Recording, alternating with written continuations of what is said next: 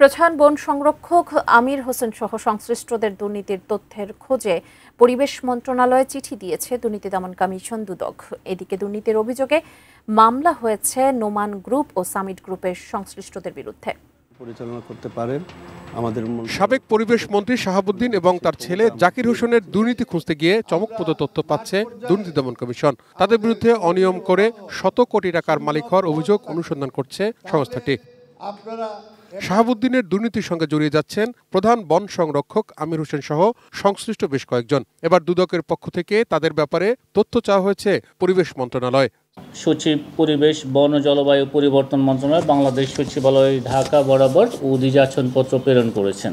এদিকে সামিট গ্রুপের summit communication লিমিটেডের 10 কোটি টাকার কর ফাঁকির অভিযোগে মামলা করেছে দুদক। সামিট কমিউনিকেশনস লিমিটেডের শেয়ার হস্তান্তরের অনুমোদন প্রদানের ক্ষেত্রে সরকারের প্রাপ্য 10 কোটি 24 লক্ষ টাকারও বেশি রাজস্ব আদায় না করে উক্ত অর্থ আত্মসাতের অনুসন্ধানকালে প্রমাণিত হয়।